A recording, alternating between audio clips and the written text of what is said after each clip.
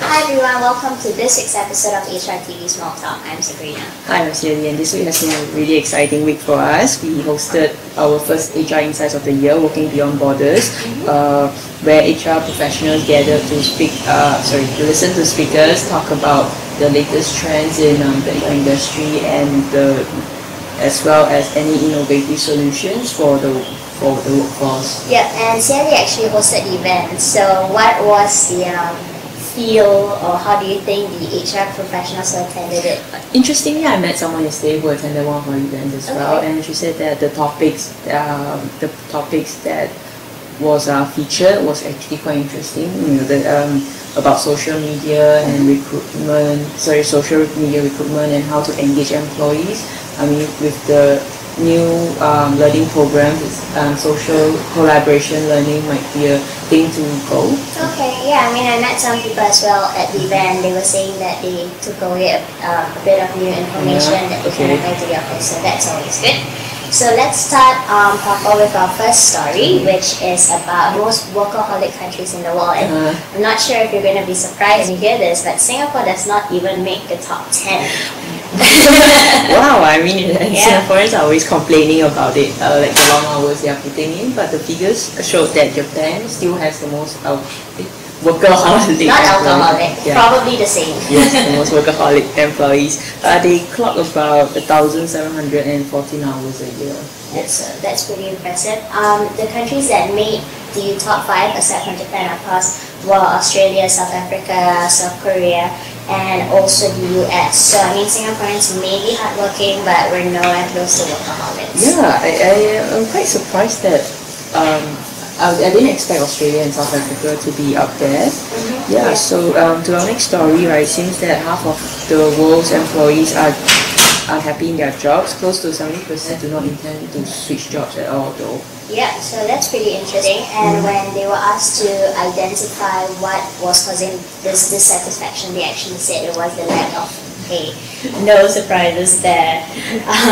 But I mean, companies should really just take a look at surveys like this, because it's really important to sort of identify what's causing your employees to be upset or not performing to their full potential, because that really affects productivity. Okay, yeah, but on the other hand, employees in Singapore can expect a cheery job market. There will be more jobs on offer and intend to hire more people this year.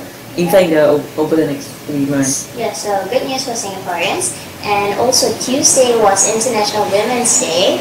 I've met a couple of HR professionals throughout the week, and all of them ladies. So we've been discussing it. One actually mentioned that it's quite ironic that we still have to celebrate International Women's Day. So she's actually waiting for the day where you don't need to have one, because we're all equals. But that's it.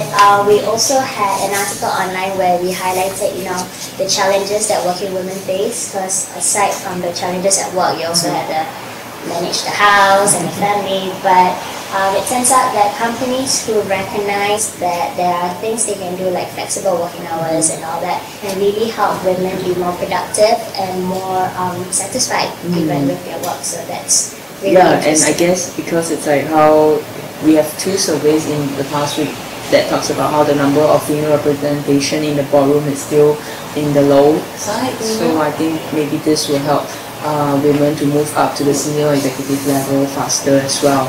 Now, our last story is quite a lit.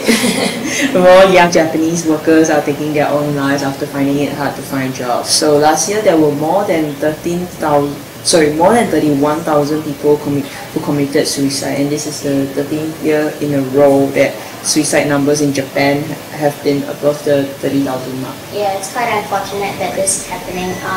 Japan's, of course, they're still struggling a little bit to come out of the crisis, and their unemployment rate has been stuck at 4.9% in December, so that's about 4 months.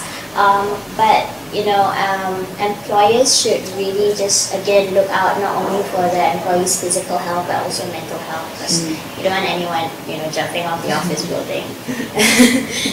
There are quite a few cases in Singapore where the employee just jump off the building. Yeah, so I mean, again, it's rare, extreme, unfortunate cases, but better to be safe than sorry. Yes. So check your mental health. Yes, so if you have any thoughts on this, head over to our Facebook page and share your views with us. There are also more links to our online stories and more videos. Yep. And if you want more exclusive stories, we have tons of that on our blog. Well, not tons, but we have a couple. And also don't forget to follow us on Twitter for latest update, latest news. If you haven't watched our interview with the co-founder of Apple, Steve Wozniak, feel free to click on our YouTube link. He's a really cool guy. I took a picture of him.